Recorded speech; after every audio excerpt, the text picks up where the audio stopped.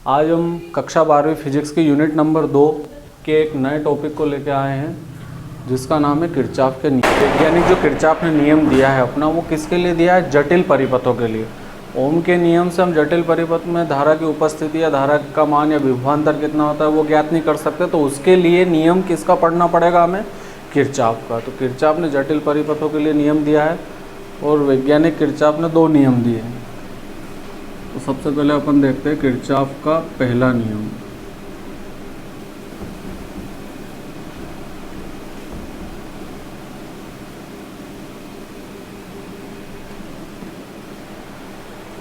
Kirchhoff का पहला नियम पूरा धारा के ऊपर ही रहता है कि जो धाराएं संधि पे आती है और संधि से धाराएं जाती भी है, तो आने वाली धारा और जाने वाली धारा का जो योग रहता है यानी बीजगणितीय योग रहता है वो क्या रहता है? शून्य रहता है।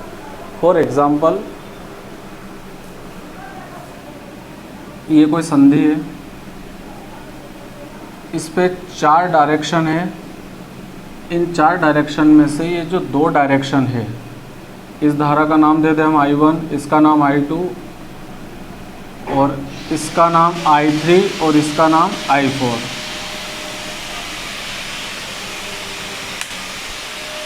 तो ये जो 2 धाराएं हैं I1 और I2, ये संधि पर आ रही है और ये जो 2 धाराएं संधि से दूर जा रही है, मतलब कुल मिला के संधि पर ये धाराएं सब मिलेगी, लेकिन कुछ आएगी और कुछ वहाँ से जाएगी।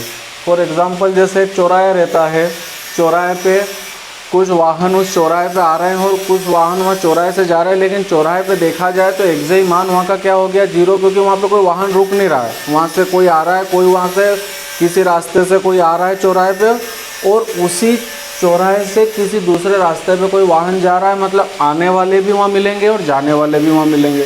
तो उनका टोटल योगफल यदि हमसे पूछा जाए कि भाई चौराहे पे कितने वाहन हैं, टोटल अभी कितने हैं, वहाँ एग्जैक्ट कितने इकट्ठे हैं, तो वहाँ का अपन क्या बोलेंगे? 0, मतलब वहाँ पे कोई वाहन नहीं रहेगा। ठीक उसी तरीके से ये जो संधि है, अब 2 धाराएं यहाँ पे आ रही है और 2 धाराएं यहाँ से जा रही है, तो इनका जो बीजगणितीय योग क्या हो गया? वो 0। तो किरचॉफ का पहला नियम क्या हो गया? ये अपना एक विद्युत परिपथ मान लो। ये तो मैंने आपको एक चित्र के द्वारा समझाया। मान लो जो जटिल परिपथ में हम किरचॉफ के नियम लगाते हैं, तो किसी विद्युत परिपथ की किसी संधि पर मिलने वाली समस्त धाराओं का बीजगणितीय योग क्या होता है? 0 होता है। तो क्या हो गया हमारा पहला नियम? विद्युत परिपथ की किसी संधि पर मिलने वाली समस्त धाराओं का बीजगणितीय योग 0 होता है। अब ये नियम हो गया पहला, और इसमें एक चीज़ और ऐड करनी कि जो आने वाली धाराएं रहती है वो धनात्मक रहती है और जाने वाली ऋणात्मक। तो आने वाली धनात्मक, तो आने वाली कौन कौन सी है? ये संधि है, देखो। अब आप देख लो कौन सी धारा आ रही है। तो ये जो डायरेक्शन है, ये एरो के चिन्ह है, ये धारा के आने और जाने की दिशा को बतला रहा है। तो कौन कौन सी धाराएं आ रही है? I1 और I2, और जा कौन सी रही है यहाँ से? I3 और I4। तो I1 प्लस I2, ये दोनों तो आ जाएगी आपकी प्लस में, और ये दोनों काय में आ जाएगी? माइनस में। और इनका बीजगणितीय योग क्या हो रहा है? 0। क्या हो रहा है? 0। मतलब आने वाली धाराएं तो प्लस में आ गई और जाने वाली माइनस में, और इनका टोटल बीजगणितीय योग क्या हो गया? 0।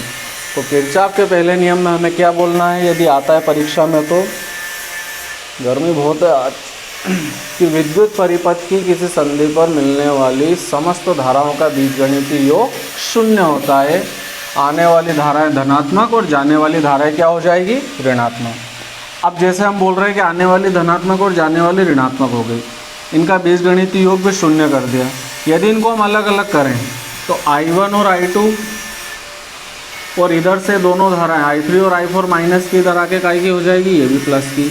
तो ये हो गई आपकी दोनों कौन सी? आने वाली, और ये हो गई आपकी जाने वाली। इन दोनों धाराओं को हमने अलग अलग कर दिया।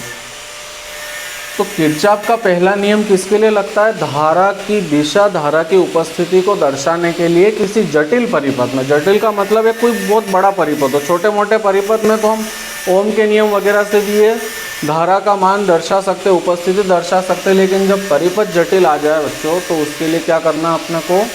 किरचॉफ का पहला नियम लगाना है। ठीक है। अब ये जो किरचॉफ का पहला नियम है, ये इससे रिलेटेड ऑब्जेक्टिव आते हैं कि किरचॉफ का पहला नियम और किरचॉफ का दूसरा नियम। पहला नियम है, इसका एक और नाम है, इसे बोलते हैं संधि का नियम। क्या बोलते हैं इसे? संधि का नियम। संधि मीन्स जॉइंट। मैंने आपको एक चौराहे का उदाहरण बताया। फॉर एग्जाम्पल ये जैसे हमारे दो हड्डियाँ जो है मूर्ति, यहाँ भी क्या है? एक जॉइंट है। संधि मतलब वो जहाँ दो या दो से अधिक कोई रास्ते गुजरे, या वहाँ दो या दो से अधिक रास्ते मिले और वहाँ से जो धाराएं गुजरती, चाहे वो आने वाली है जाने वाली, उसको बोलते हैं हम संधि। तो इसका एक और नाम है संधि का नियम। अब मैंने आपको जो बताया अभी कि टोटल धाराओं का बीजगणितीय योग क्या हो गया? शून्य। यानी मैं यदि इसको लिखना चाहूँ तो समस्त धाराओं का योग सिग्मा आई क्या हो गया? शून्य। चूँकि हम जानते हैं कि धारा बराबर क्या होता है? आवेश बटे समय। आवेश बटे समय मतलब इसको क्या लिख सकते हैं अपन? dq upon dt। यदि ये आई की वैल्यू यहाँ पे रखते हैं हम तो क्या आ जाएगा? Sigma dq upon dt is equal to 0। मतलब सिग्मा q बराबर क्या हो गया? एक नियतांक। तो ये जो नियम है ये परीक्षा में ऑब्जेक्टिव आता है 1 नंबर का कि किरचॉफ का पहला नियम किस नियम के अनुकूल है? तो किरचॉफ का पहला नियम आवेश संरक्षण नियम के अनुकूल है। यदि परीक्षा में ऑब्जेक्टिव आता है तो आप क्या लिखोगे? आवेश संरक्षण नियम। किरचॉफ का पहला नियम आवेश संरक्षण नियम के अनुकूल है। तो ये हो गया हमारा किरचॉफ का प्रथम नियम। ठीक है, क्या बोलोगे इसमें? कि विद्युत परिपथ की किसी संधि पर मिलने वाली समस्त धाराओं का बीजगणितीय योग क्या होता है? शून्य होता है। ये संधि है, ये आने वाली धाराएं जाने वाली सब यहाँ मिलती है और यहाँ पे जब मिलती है तो इनका टोटल योगफल क्या माना जाता है? शून्य, क्योंकि कोई भी यहाँ पे रुकती नहीं है। ठीक है, आने वाली धाराएं प्लस में होती है और जाने वाली माइनस में होती है, ये भी मैं आपको बता चुका हूँ। तो इस तरीके से किरचॉफ का पहला नियम आपको एक्सप्लेन करना है परीक्षा में। यदि आता है तो आप नियम लिखें, डायग्राम बनाएं और इस तरीके से इसको क्लियर करें। चलिए अब अपन पढ़ते हैं किरचॉफ का द्वितीय नियम। इसका मैंने एक और नाम लिख रखा है यहाँ पे, बंद पाश और लूप। बंद पाश और लूप। लूप यानी एक ऐसी आकृति जो चारों तरफ से बंद रहे, यानी एक ऐसा परिपथ जो चारों तरफ से क्या रहे? बंद। उस बंद परिपथ में धारा और उसके प्रतिरोध और विद्युत वाहक बल, इन तीनों में जो संयोजन रहता है उसकी स्थिति को समझने के लिए हम क्या पढ़ते हैं? किरचॉफ का द्वितीय नियम, जिसे बोलते हैं बंद पाश और लूप का नियम। अब ये नियम क्या होता है उसको अपन पढ़े, उसके पहले चित्र से अपन इसको समझते हैं। मान लो एक रेजिस्टेंस है जिसका नाम दे दिया हमने R1। ठीक है, इसके साथ हमने एक सेल जोड़ा। इस सेल का EMF कितना हो गया? E। EMF मीन्स होता है विद्युत वाहक बल। अब इसके नीचे हमने एक प्रतिरोध और लिया, इसका नाम दिया हमने R2 और इसके साथ फिर एक सेल जोड़ना है, ये दूसरा सेल मान लो, तो इसका EMF क्या हो जाएगा? E2 और इसका मान लिया हमने E1। बंद पाश है मतलब बंद परिपथ के लिए लागू होता है, तो इसको हमने क्या कर दिया? बंद। इनके नीचे हमने एक तीसरा कॉम्बिनेशन करा है, उसमें अपने को केवल, या फिर आप एक काम करो, ये अपन ने बंद कर दिया। अब इसमें क्या होता है कि जैसे ही हम इसमें धारा की उपस्थिति को देखते हैं अपन, सबसे पहले इस सेल से जो निकलने वाली धारा रहेगी उसका नाम क्या आ जाएगा? I1। और इस सेल से जो धारा निकलेगी उसका नाम हो जाएगा I2। ठीक है, यहाँ पे आप चाहो तो कुंजी लगा सकते हो, नहीं भी लगाओ तो कोई प्रॉब्लम नहीं। ये आपका जो परिपथ है ये देखो आप चारों तरफ से क्या है? बंद है, बंद लूप की आकृति में है। अब यहाँ से जो धारा निकलेगी I1 और यहाँ आके धारा टोटल हो जाएगी I2, इनकी डायरेक्शन रहेगी ये, यानी यहाँ से और यहाँ, मतलब ऐसे ये परिपथ में प्रवाहित होगी। तो ये जो धारा है इसके साथ इसका संगत प्रतिरोध क्या है? R1, यानी I1 का संगत क्या हो गया? R1 और I2 का संगत क्या हो गया? R2। और इन दोनों का विद्युत वाहक बल क्या माना जाएगा, E1, और इसका विद्युत वाहक बल क्या हो गया, E2। तो किरचॉफ का द्वितीय नियम कहता है कि विद्युत परिपथ, धारा बह रही है मतलब उस परिपथ में विद्युत बह रही, मतलब वो परिपथ क्या हो गया, विद्युत परिपथ।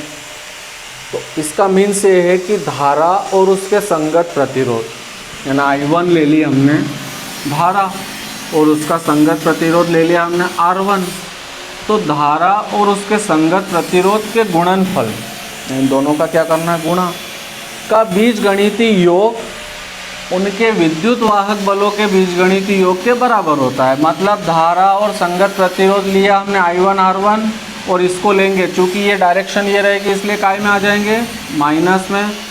तो धारा और उसके संगत प्रतिरोध के गुणनफल का बीजगणितीय योग, आप इसको माइनस का मतलब ये नहीं है कि यहाँ अंतर है इनमें, ये माइनस क्या है, इसका चिन्ह क्यों है, क्योंकि इसकी डायरेक्शन अपोजिट है।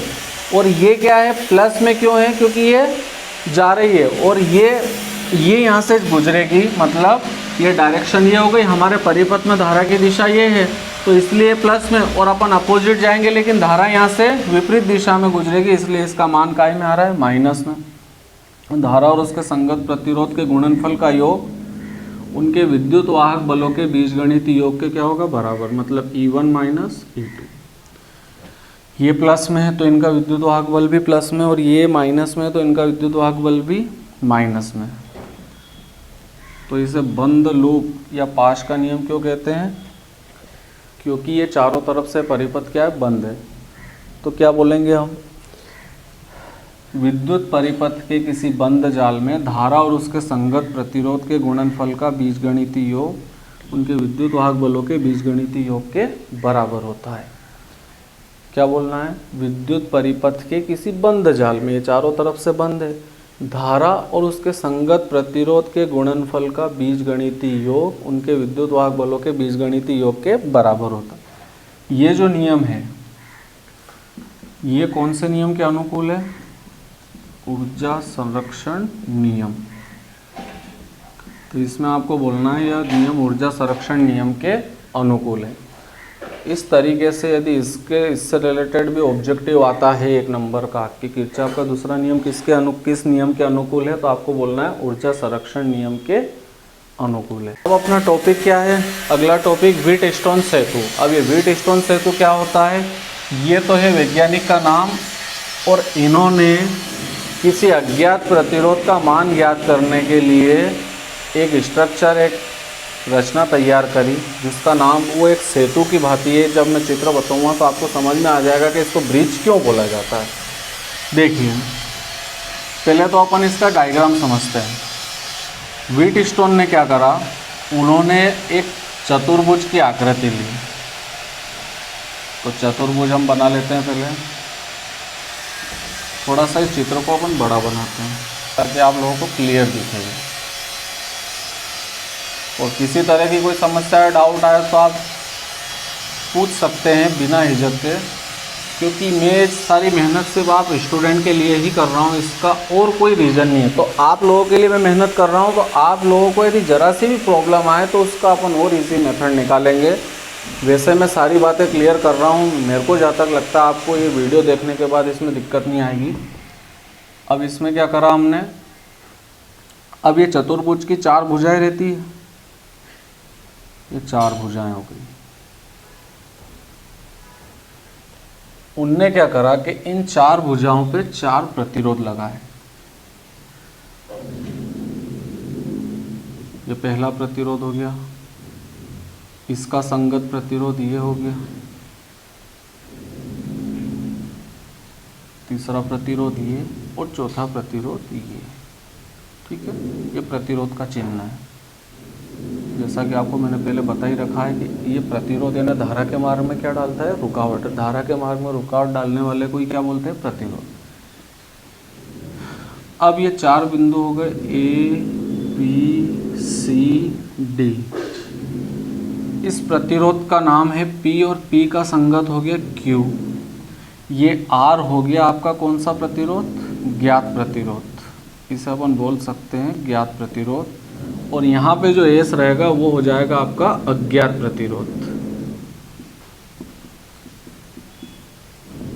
अब इससे क्या हुआ, इससे होगा कि यदि अपने को कोई अज्ञात तार दे दिया जाए और बोला जाए कि इसके प्रतिरोध का मान निकालो, तो अपन जो व्हीटस्टोन सेतु से एक सूत्र आएगा उस सूत्र में अपन मान रख के अज्ञात प्रतिरोध का मान निकाल सकते हैं। लेकिन उसके लिए पहले क्या याद होना चाहिए अपने को, ज्ञात प्रतिरोध होना चाहिए, ज्ञात से अज्ञात निकलेगा।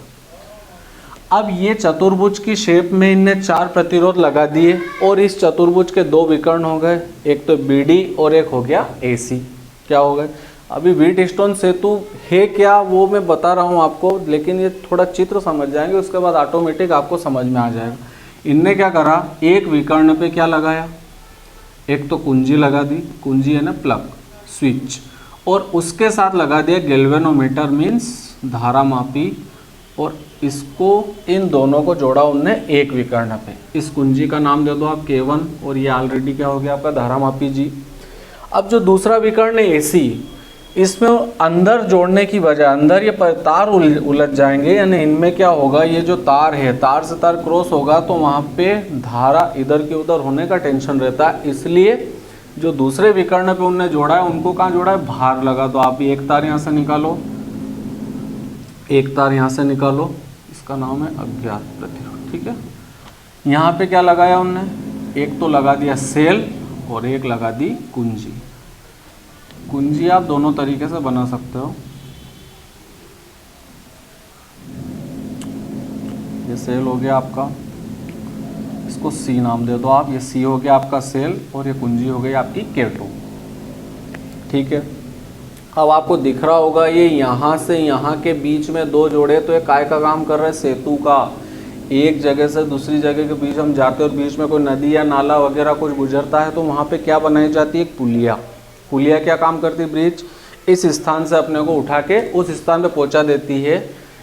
तो ये भी एक ब्रिज का काम हो रहा है, यहाँ से यहाँ जब धारा आएगी तो वो एक ब्रिज के माध्यम से होते हुए आ रहे हैं, यानी इसका जो शेप दिख रहा है वो ब्रिज जैसा दिख रहा है, इसलिए इसका नाम क्या रखा, व्हीटस्टोन ब्रिज या व्हीटस्टोन सेतु। अब ये व्हीटस्टोन सेतु का कहना क्या है, क्या सिद्ध करना है इसमें, अपने को क्या प्रूफ करना है कि यदि 4 प्रतिरोध जैसे कि 1 2 3 4, यदि 4 प्रतिरोध किसी चतुर्भुज की 4 भुजाओं पर इस प्रकार से जुड़े हो कि एक विकर्ण पे धारामापी और कुंजी और दूसरे विकर्ण पर सेल और कुंजी जुड़ी हो, तो इस स्थिति में उनकी संगत भुजाओं का अनुपात, संगत भुजाओं के प्रतिरोधों का अनुपात आपस में क्या होगा, बराबर। मतलब P का संगत क्या हो गया Q और R का संगत क्या हो गया S, मतलब क्या आएगा आखिरी में, क्या लाना है अपने को, P/Q बराबर R/S। यदि किसी चतुर्भुज की 4 भुजाओं पर 4 प्रतिरोध लगे हो, एक विकर्ण पे धारामापी और कुंजी K1 लगे हो, दूसरे विकर्ण पे सेल और कुंजी K2 लगी हो, तो इस स्थिति में उनकी संगत भुजाओं के प्रतिरोधों का अनुपात आपस में क्या होगा, बराबर, यानी अपने को इसी को प्रूफ करना है। तो देखिए किरचॉफ के जो नियम है पहला और दूसरा, उनकी सहायता से हल होगा। पहले अपने इसकी ब्लूप्रिंट, इस यूनिट की शायद इसमें से एक 5 नंबर का प्रश्न आता था, लेकिन अभी जो अपने माध्यमिक शिक्षा मंडल की जो 12th फिजिक्स की ब्लूप्रिंट है उसमें इस यूनिट में से 2 क्वेश्चन आएंगे 3-3 नंबर के। तो अपने को इसकी शेप भी देखना है कि 3 नंबर जैसा ही हो, ऐसा नहीं हो कि 3 नंबर का ने अपन 2 पेज भर दे, इसके क्या काम का। अपन उस हिसाब से अपने को ब्लूप्रिंट का भी ध्यान रखना है कि अपने को कितने लिमिट में इसको पूरा करना है। देखिए यहाँ से जैसे ही कुंजी दबाते हैं, यहाँ से सेल से धारा निकलती है। सपोज दैट इस सेल से निकलने वाली धारा क्या हो गई आपकी I। ठीक, ये धारा कहाँ आ रही है, A पॉइंट पे। यहाँ से धारा 2 डायरेक्शन में जाएगी, एक तो इधर P प्रतिरोध में जिससे होकर गुजरेगी और एक R में से। इसका नाम दे दिया जाए I1 और यहाँ जो धारा जाएगी उसका नाम दे दिया जाए I2। क्लियर हो गया। यहाँ से I मान की धारा A बिंदु पे आई, यहाँ से 2 पॉइंट में गई, दो दिशाओं में गई, सॉरी। P प्रतिरोध में जाने वाली का नाम हो जाएगा I1 और R में जाने वाली का नाम हो जाएगा आपका I2।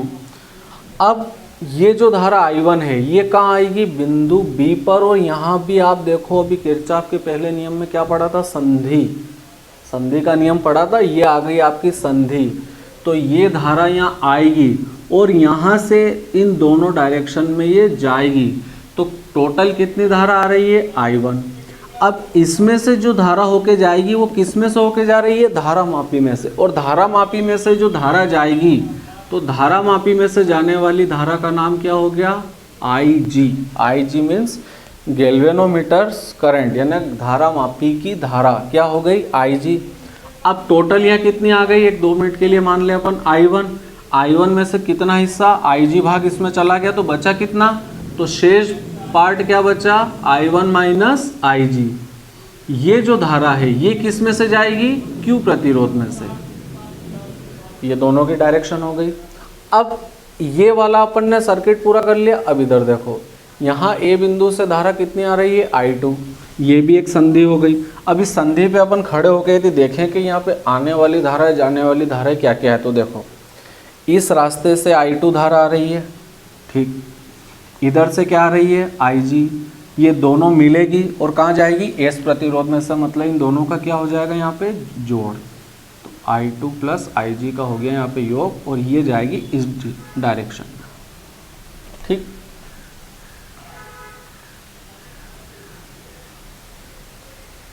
तो I2 प्लस IG, ठीक।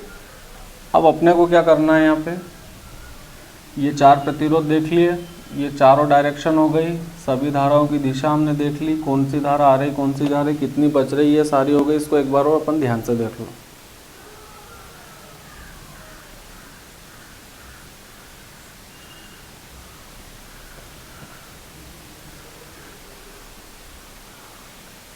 इस चित्र को समझने के बाद हमें इसमें देखना है कि यार बंद परिपथ कौन सा है, जाल बन रहा है कि नहीं बन रहा है इसमें। तो देखो एक जाल तो ये बनेगा आपका।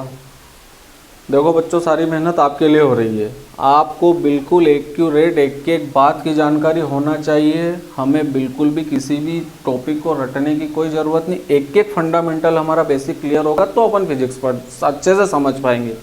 तो साइंस पढ़ने का मतलब क्या है, यहाँ पे जाल देखो आप ABDA, एक जाल तो आपका ये कंप्लीट हो गया, और दूसरा जाल BCDB, दूसरा जाल ये हो गया। एक एक जाल को ले लो आप। तो पहला हमने जाल कौन सा लिया, बंद जाल ABDA। अब जाल आ गया, बंद जाल आ गया, तो कौन सा नियम लगेगा, किरचॉफ का दूसरा नियम। तो बंद जाल, इसका नाम दे दे ABDA में, किरचॉफ के कौन से नियम से, द्वितीय नियम से। अब द्वितीय नियम क्या करता है, क्या क्या रहता है उसमें, धारा और उसका संगत प्रतिरोध, और यदि सेल जुड़े हो तो उनका विद्युत वाहक बल भी है, उनका भी वो बराबर रहता है आपस में योग। लेकिन यहाँ पे केवल इन प्रतिरोधों में आपको प्रतिरोध और धारा नजर आएंगे। तो I1 धारा का संगत प्रतिरोध क्या हो गया, P। इसी तरीके से I1 माइनस IG धारा का संगत प्रतिरोध क्या हो गया, Q। I2 का संगत प्रतिरोध R, और I2 प्लस IG का संगत प्रतिरोध S। तो अभी इधर जाल में नहीं आ रहा है अपन, अपना जाल ये है, A से B, B से D और D से वापस A। ये चारों तरफ से पे गए, तीनों तरफ से, सॉरी 1 2 3।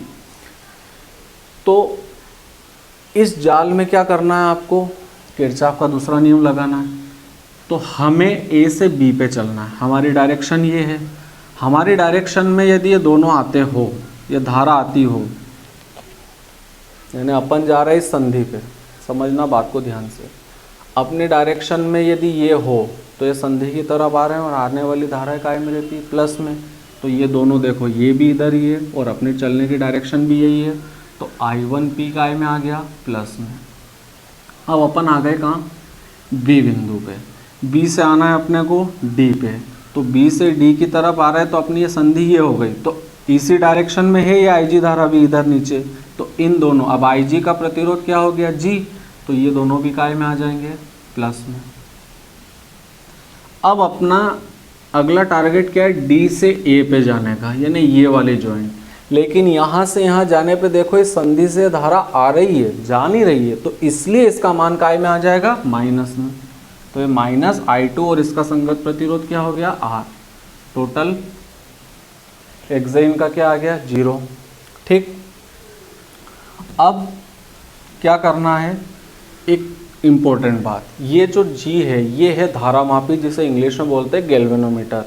ये एक मीटर है और इसमें क्या मैग्नेट लगी रहती है और मैग्नेट के साथ एक संकेतक कनेक्ट रहता है, इस पे मान दर्शाए रहते हैं। फॉर एग्जांपल मैंने आपके सामने एक चित्र बनाया, किसी भी उपकरण का हम जब उपयोग करते हैं ना, किसी भी मीटर का, चाहे वो कोई सा मीटर हो जो मापता हो किसी भी राशि को, जैसे ये मापता है धारा को, धारा का एक्साई मान देता है मीटर, लेकिन यहाँ पे हमने लगाया धारा मापी।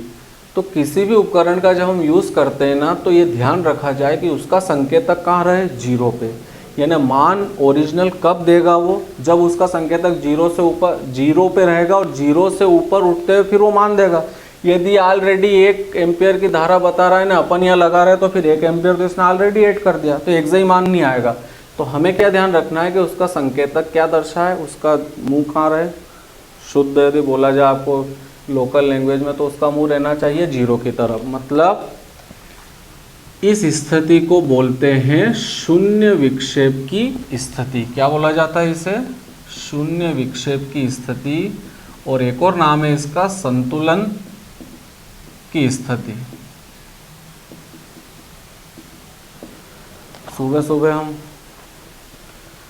मेडिटेशन करते हैं, मेडिटेशन करते समय हमारा दिमाग एक जगह स्थिर रहता है, मतलब कोई भी विचार नहीं आता है, तो वो रहता है हमारा संतुलन की स्थिति में। फिर उसके बाद जब विचारों का जाल बनता है तो हम किसी एक चीज़ पे कंसंट्रेट नहीं कर पाते हैं।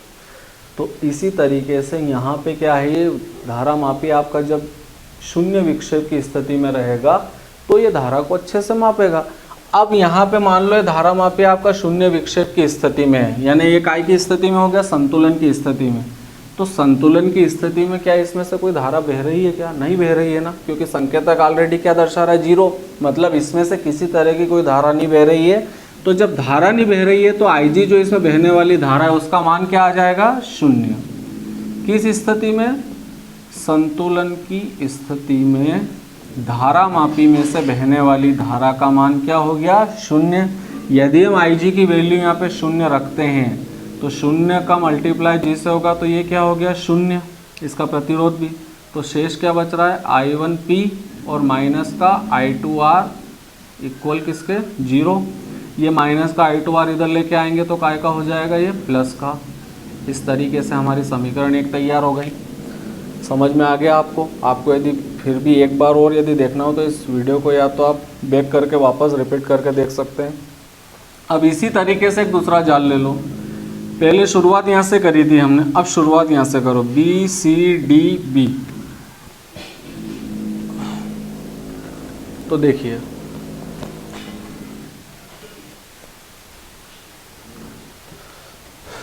कौन सा जाल लिया, बंद जाल BCDB में किरचॉफ का कौन सा नियम लगाना है, द्वितीय नियम। ठीक है, अब अपने को जैसे अपन ने यहाँ से शुरू करा था चलना A से B, B से D, D से वापस A पे गए थे, अब ऐसे अपने को शुरू करना है B से C, C से D, D से B। तो B से चले C की तरफ, धारा कौन सी है I1 माइनस IG और उसका संगत प्रतिरोध क्या है,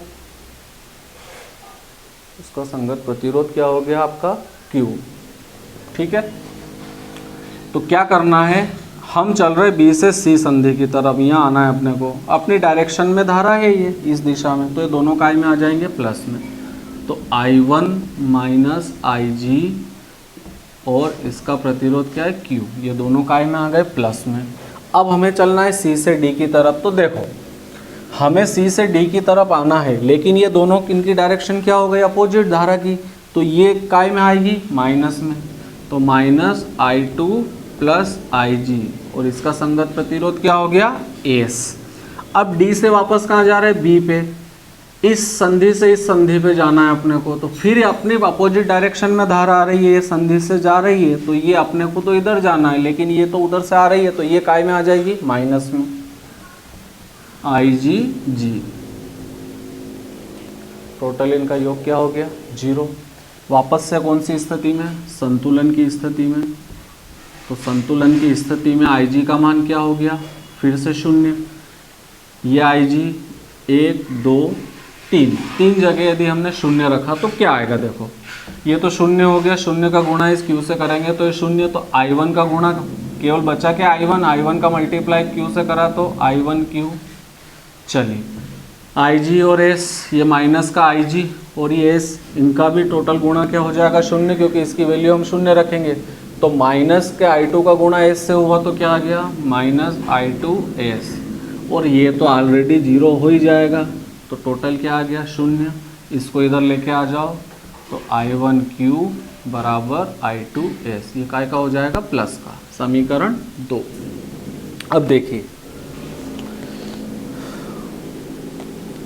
हमारे पास स्थिति क्या आ रही है, ये है समीकरण 1 और ये समीकरण 2। तो हमें क्या करना है, समीकरण 1 में 2 का भाग देना है। तो समीकरण 1 में 2 का भाग देंगे तो क्या पोजीशन आएगी भाई, I1P इसके अपॉन में I1Q is equal to I2R और इसके बटे में I2S। I1 धारा कैंसिल, I2 से I2 कैंसिल, इस तरीके से क्या आ गया, P/Q बराबर R/S। यानी संतुलन की स्थिति में सारी बातें हो रही है कि यदि 4 भुजाओं पर 4 प्रतिरोध लगे हो, एक विकर्ण से ये जुड़े हो, एक विकर्ण से ये जुड़े हो, तो इस स्थिति में मतलब वो धारामापी क्या रहना चाहिए, संतुलन की स्थिति में। तो संतुलन की स्थिति में मेन बात ये है, संतुलन की स्थिति में इनकी संगत भुजाओं के प्रतिरोधों का अनुपात आपस में क्या होता है, बराबर। P का संगत, देखो P का संगत क्या है, Q, और संगत प्रतिरोधों का क्या बोल रहा है, अनुपात। तो P/Q और इनका अनुपात R/S, इनका अनुपात आपस में क्या होगा, बराबर। तो ये हो गया बराबर। इस तरीके से क्लियर हो गया अपना फार्मूला। तो ये व्हीटस्टोन सेतु परीक्षा के हिसाब से अति महत्वपूर्ण प्रश्न है, और ये तभी हल होगा जब हमें किरचॉफ के नियम याद होंगे। इसलिए मैंने आज आपको इस एक वीडियो में ये दोनों जो एक तो डेरिवेशन है और एक ये नियम, ये दोनों मैंने आपको प्रश्न एक साथ करवाया, क्योंकि बिना किरचॉफ के नियम के आप इसको सॉल्व नहीं कर सकते। तो बिल्कुल मैंने आपको सिंपल से सिंपल मेथड से करवाया है। उम्मीद करता हूँ आपको समझ में आ गया होगा। फिर भी डाउट यदि रहता है तो आप पूछ सकते हैं कमेंट सेक्शन में, या तो कमेंट करके या पर्सनली मेरा नंबर भी मेंशन कर दूँगा, उस पर आप कॉल करके पूछ सकते हैं जिस भी तरीके से। लेकिन ये प्रश्न दोनों आपको करना ही है, अति महत्वपूर्ण प्रश्न है और ये बहुत इम्पोर्टेंट है और बहुत इजी तरीके से आपको मैंने समझा है। उम्मीद करता हूँ आपको ये वीडियो पसंद आया होगा। और एक छोटी सी रिक्वेस्ट, आप इस चैनल को लाइक, सब्सक्राइब और शेयर करें, ज़्यादा से ज़्यादा शेयर करें, और मेरे आने वाले सभी वीडियो आपको मिलें। इसके लिए आपको जो बेल आइकन है वो आपको प्रेस करना पड़ेगा। बेल आइकन प्रेस करें ताकि आपको मेरे आने वाले सारे वीडियो के नोटिफिकेशन मिलते रहें। अच्छे से पढ़ाई करें और टेंशन फ्री होके करें, किसी चीज़ का लोड नहीं। अब इसमें अपन क्या करेंगे, कल जब भी मैं अगला वीडियो लूँगा तो वो रहेगा मीटर सेतु का। मीटर सेतु किस बेस पे काम करता है, व्हीटस्टोन सेतु पे। तो आप उस वीडियो का वेट करें, बहुत जल्दी एक या दो दिन में आपको वीडियो मिल जाएगा। तब तक आप इनको रिवाइज़ करें, अच्छे से तैयारी करें। सभी स्टूडेंट से रिक्वेस्ट करता हूँ कि वो इन चीज़ों को अच्छे से देखें और इनकी तैयारी अच्छे से करें। Thank you, good luck.